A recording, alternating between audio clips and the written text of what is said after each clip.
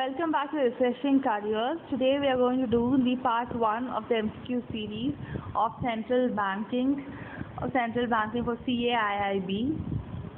Let us start with the MCQs. The first question is, price stability ensures financial stability. Is it true or is it false?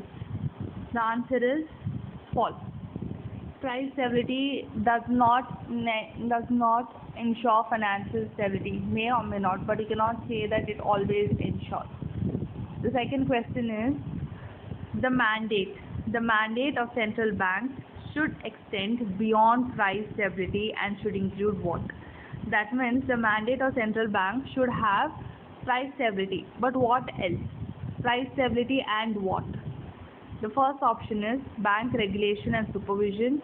Second option is financial stability.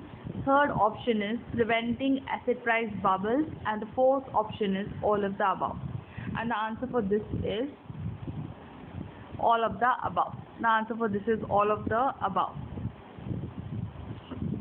Okay, now let me explain this to you and then let's go to the third question. Okay, what is price stability? Price stability is keeping the prices stable. That means if the price of a book is, let's say, 300 rupees, trying to ensure that the price does not go to 400, 500, trying to keep the prices stable, trying to keep the price of vegetables, computers, laptops, basically all the items, keeping the prices stable is what is called as price stability. Does keeping the price stable, does that ensure financial stability? Is it necessary that just because you are ensuring that, just because the central banks are ensuring that the prices are stable, doesn't mean that there would even be financial stability? It's not necessary. Just because the prices are stable, it is not compulsory that even the financially it would be stable. It may or may not be stable. We cannot say. That's why this is false. So price stability may or may not ensure financial stability, and we cannot firmly say that it ensures financial stability. It does not ensure financial stability. It doesn't ensure financial stability. The second question is, the mandate of central bank should extend beyond price stability. We know what price stability is now, and it should include what and all. So the mandate of central bank. So what all central banks should be looking at? It should be taking care of price stability and what else? It should be taking care of all these three. It should look after the financial stability. It should look after the price stability. It should prevent asset price bubbles. It should also do the regulation and the supervision part. It should also supervise. It should also regulate. It should also ensure there is price stability, financial stability, and it should also make sure there is no asset price bubble. Now, what is asset price bubble? Okay, asset price bubble occurs when the price of an asset, which could be like, let's say, real estate, stock, bond, houses, anything, like rises at a rapid pace without the underlying fundamentals with equally fast rising demand. Let me give an example. For example, let me say that the government is selling okay, let's take the example of real estate. Okay, let's take the example of real estate. So what is happening? There is a house. There's a house. The intrinsic value of this house is 40 lakhs. The intrinsic value of this house is 40 lakhs. But then, due to speculation, this price goes to, because people are expecting, okay, people are being very optimistic. So when people are very optimistic, that's when bubbles get created. Bubbles are sometimes caused by over optimistic projections about the future. So now they are very optimistic that the prices is going to be more than 40 lakhs. So this house will now be sold in the market. Like if you want to purchase this house, they'll say that the price of this house is 50 lakhs. Or then in the future, after 2 days, it might go to 60 lakhs. So the intrinsic value of this house is only 40 lakhs, for which you are paying 50 lakh or 60 lakhs based on the time when you are buying it. Okay, so this extra 10 lakh, extra 20 lakhs 10 or 20 lakhs is that extra amount, which is not the intrinsic value. That is because of the speculation it has got created. So basically there's a lot of demand for this house, but the value of the asset is not matching the price that's being quoted. So in this situation what happens? In this situation the prices increases drastically. The prices increases drastically. It will go from 50 lakh, 60, 80, 1 crore. It keeps on increasing, but if the asset is not worth that much, so what happens? Later on there will be a dramatic fall also. Prices is going to fall very, very, very badly. Now what will be the impact of this? The prices is rising like this and falling like this.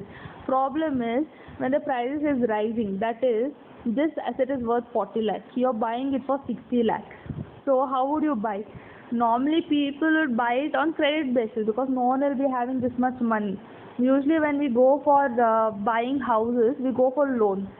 So then what is happening? You are buying this house worth 40 lakh for 60 lakh.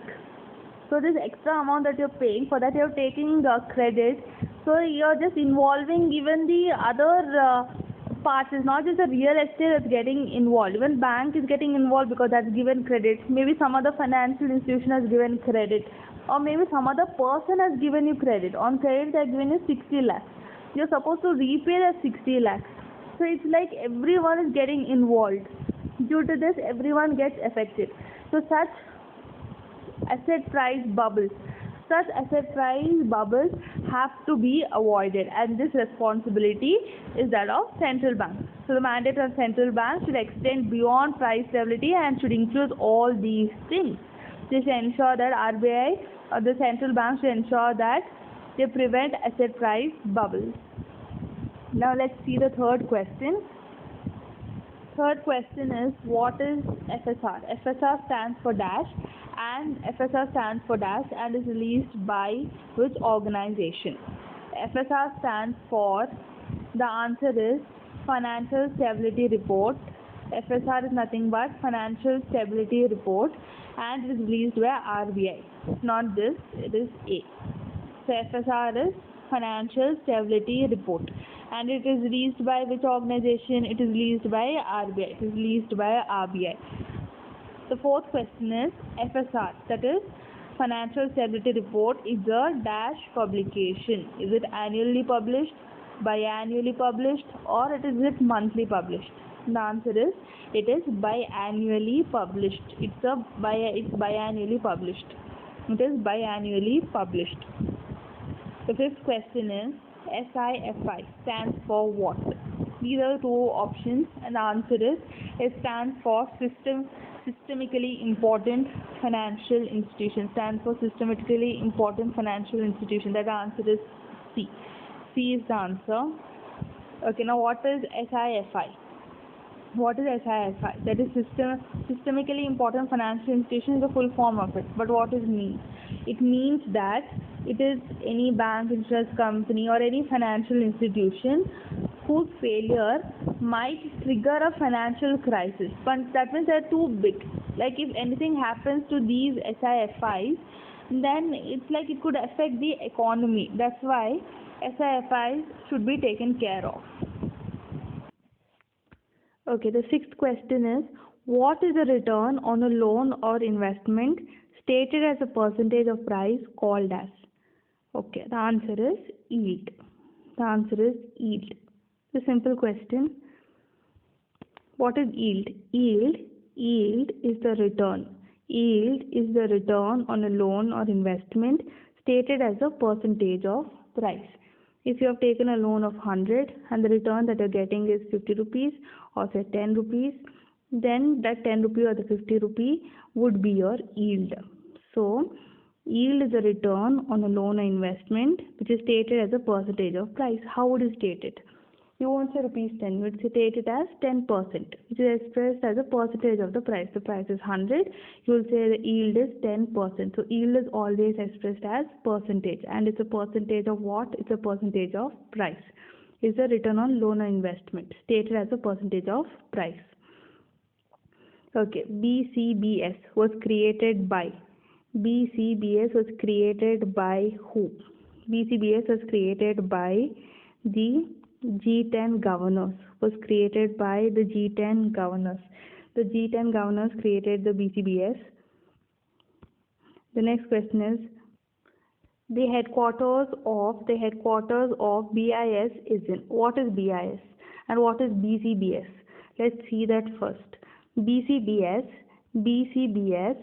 is Basel Committee for Banking Supervision. Is Basel Committee for Banking Supervision. Basel Committee. It's Basel Committee for Banking Supervision. Okay, so BCBS is Basel Committee for Banking Supervision. Now the headquarters of BIS. Headquarters of BIS is in Basel, Switzerland. What is BIS? BIS is Bank for International Settlements. BIS is Bank for International Settlements, and the headquarters of Bank for International Settlements is in Basel, which is in Switzerland. The next question is BIS fosters international monetary and financial cooperation and serves as a bank for central banks. Is the statement true or false? BIS, that is Bank for International Settlements, fosters international monetary and financial cooperation. It fosters international monetary and financial cooperation, and it serves as a bank for central banks. Is the statement true or false? The statement is absolutely true. The statement is absolutely true. This is a fact which you could remember this as a fact. Next question is BIS is owned by how many central banks? How many central banks at present own BIS? The answer is 63 central banks. 63 central banks at present own the BIS. Okay, 63 central banks own the BIS. Other important things that you should be knowing about the BIS, that is Bank for International Settlement, would be the two representative offices of the BIS. Okay, BIS headquarters is in Basel, Switzerland. BIS headquarters is in Basel, Switzerland, but its representative offices. Okay, it has got two representative offices which is located in. It has got two representative offices located in Hong Kong and Mexico. Located in Hong Kong and Mexico. Hong Kong. Sorry for the handwriting. Hong Kong and Mexico. Okay, Hong Kong and Mexico have got the representative offices. Representative offices in Hong Kong, Mexico. Headquarters is in Basel, Switzerland. Okay, these are the important things that you could remember. Thank you so much. Please do like and subscribe.